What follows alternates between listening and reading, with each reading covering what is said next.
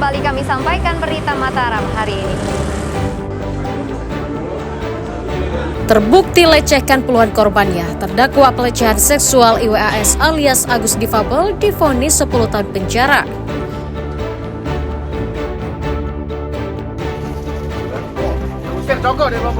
Dilaporkan Lembaga Perlindungan Anak, pasangan pernikahan anak di Lombok Tengah penuhi panggilan polisi.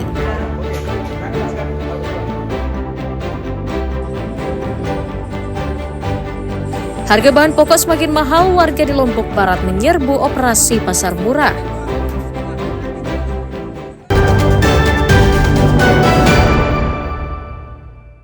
Ini belum dikasih Dua pemuda berinisial BH 31 tahun dan RS 32 tahun diringkus Satuan Reserse Narkoba Polresta Mataram karena diduga berkomplot mengedarkan narkotika di wilayah Cakranegara. Tersangka BH ditangkap di pinggir jalan Kelurahan Karangtaliwang, sementara RS dibekuk di rumah rekannya di Kelurahan Sayang-Sayang. Keduanya ditangkap atas informasi tersangka lain yang sudah diringkus sebelumnya. Dari keduanya, polisi menyita 0,25 gram sabu-sabu, timbangan, alat isap, dan uang tunai sebagai barang bukti kejahatannya. Penangkapan tersangka juga atas laporan masyarakat yang kerap melihatnya bertransaksi narkotika di lingkungan tempat tinggalnya. Yang bersangkutan sesuai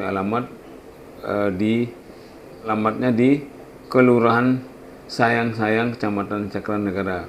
Namun kami amankan di Jalan Imam Bonjol di wilayah Karangtaliwang, Cakranegara. Jadi orang yang kita amankan ada 6 orang, 2-nya terindikasi sebagai pengedar, 4-nya lagi sebagai pengguna atau penyalahguna. Atas ulahnya tersangka dijerat Undang-Undang Narkotika dengan ancaman hukuman pidana minimal 5 tahun penjara. Awaludin dari Kota Mataram melaporkan.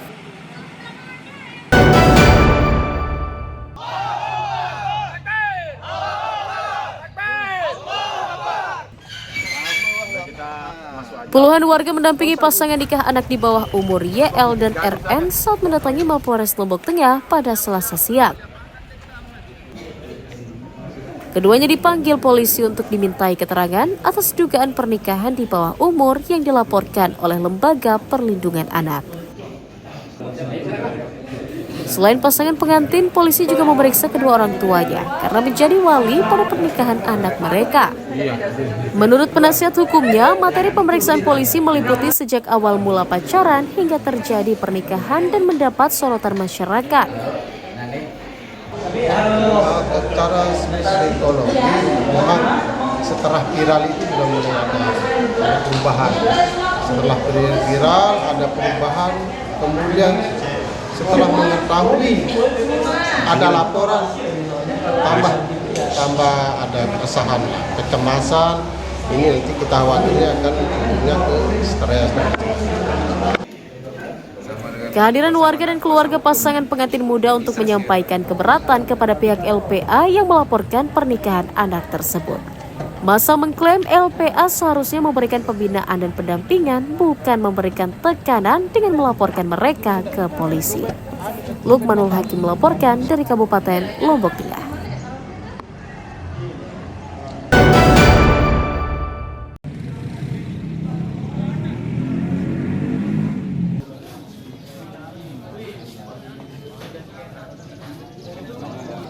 Dinas Pendidikan Kabupaten Lombok Timur mengonfirmasi penghapusan sistem zonasi pada penerimaan murid baru atau SPMB tahun 2025. Dihapusnya sistem zonasi membuat pola penerimaan siswa dilakukan dengan sistem domisili, yakni siswa dapat mendaftar pada sekolah di lingkungan tempat tinggalnya atau masuk area kecamatan. Selain domisili, SPMB juga dapat dilakukan dengan jalur afirmasi, mutasi, dan prestasi. Sementara sistem penerimaan siswa baru dilakukan sekolah sesuai dengan kuota ruang belajar yang dimiliki. Perubahan tersebut telah disosialisasikan ke seluruh sekolah memasuki masa pendaftaran bulan Mei ini. Seperti tahun-tahun yang lalu, Ini ada jalur domisili, afirmasi, mutasi dan prestasi. Ini yang sudah kami sosialisasikan ke semua kepala sekolah untuk disebarluaskan kepada semua masyarakat yang ada di wilayah Lombok Timur. Untuk mengoptimalkan penerimaan siswa baru, Dinas Pendidikan Kabupaten juga meningkatkan layanan kepada para calon siswa SMA atau SMK dengan membuat jalur pendaftaran online. Mutadun melaporkan dari Kabupaten Lombok Timur.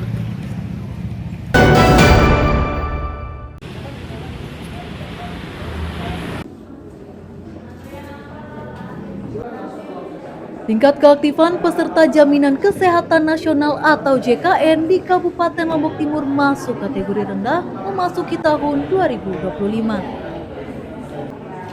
Petugas mencatat keaktifan peserta JKN hanya mencapai 75,6 sampai 8%, masih kurang dari target nasional yakni 80%.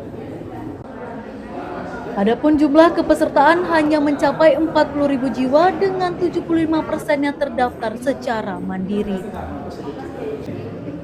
Bagi para penunggak iuran, BPJS memberikan keringanan dengan melalui program cicil atau rehab secara bertahap, sehingga kartu BPJS-nya aktif dan dapat digunakan.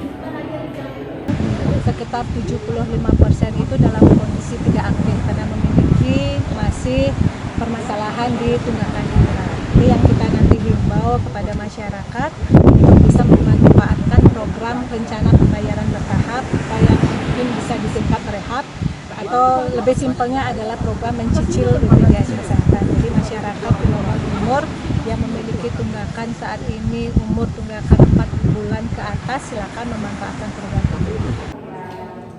Sementara untuk peningkatan jumlah peserta JKN, pihak BPJS juga mempermudah pendaftaran yang dapat diakses secara online dengan nomor kepesertaan disesuaikan dengan nomor KTP peserta. Dari Kabupaten Lombok Timur, Tim Liputan melaporkan.